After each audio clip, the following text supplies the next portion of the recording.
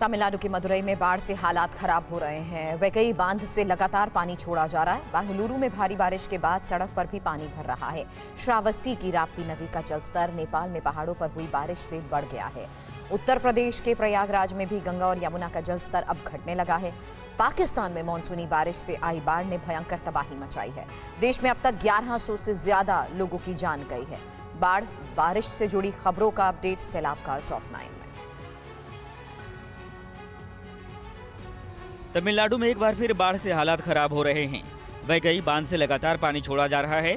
बताया जा रहा है कि 7000 क्यूसेक फीट पानी छोड़े जाने के बाद वैगई नदी के क्षेत्र में मदुरई और आसपास रहने वाले लोगों को बाढ़ का सामना करना पड़ रहा है।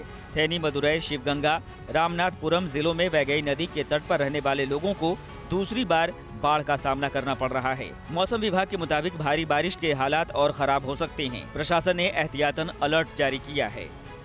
चंदन उगाएंगे तो चोर आएंगे, बेच नहीं सकते, ये सोचकर आप चिंतित हो क्या?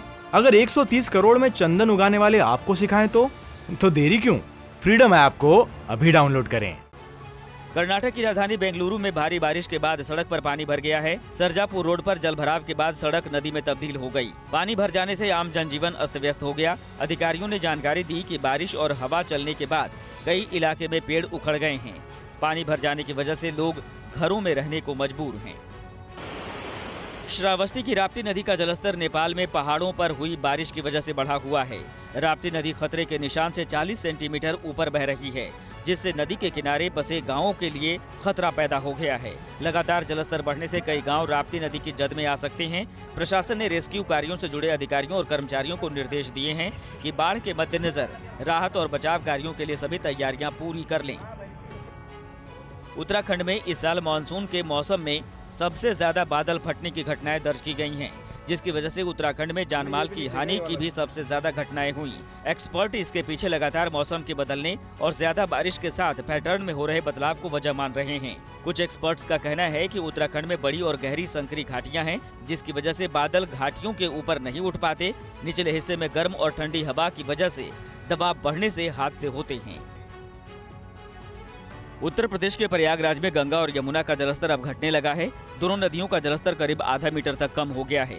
हालांकि अभी भी ये खतरे के निशान से ऊपर बह रही हैं। बाढ़ से करीब 3 लाख लोग प्रभावित हैं। पानी घटने से तटीय इलाकों में समस्याएं बढ़ गई हैं।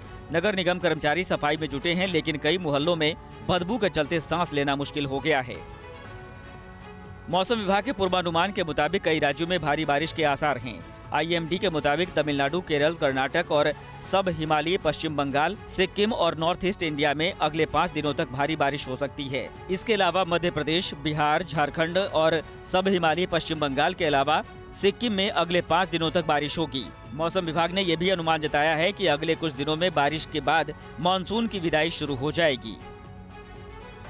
पाकिस्तान में मानसूनी बारिश से आई भयंकर बाढ़ ने तबाही मचाई है। देश में अब तक 1100 से अधिक लोगों की जान चली गई है। प्रधानमंत्री शहबाज शरीफ ने बाढ़ को पाकिस्तान के इतिहास में इसे सबसे खराब बाढ़ बताया है और कहा है कि देश भर में क्षतिग्रस्त बुनियादी ढांचे की मरम्मत के लिए कम से कम $10 बिलियन का खर्च आएगा। बाढ़ और पानी की वजह से रेस्क्यू के दौरान काफी संघर्ष करना पड़ रहा है। पाकिस्तान का 1/3 भाग पूरी तरह से बाढ़ में डूब चुका है। यहाँ गली मोहल्लों तक में पानी भर गया है। सिंध से लेकर बलूचिस्तान तक कई राज्यों में हालात खराब हो चुके हैं। दोनों राज्यों में बारिश औसत से 500% ज्यादा रही, जिससे पूरे गांव और खेत प्रभावित हुए हैं। इमारतों को नुकसान पहुंचा है और फसलें बर्बाद हो गई हैं। विशेषज्ञों का कहना है कि पानी कम होने में कुछ दिन लगेंगे। पश्चिमी प्रशांत महासागर से उठा चक्रवाती तूफान फिलहाल 241 किलोमीटर प्रति घंटे की रफ्तार से आगे बढ़ रहा है।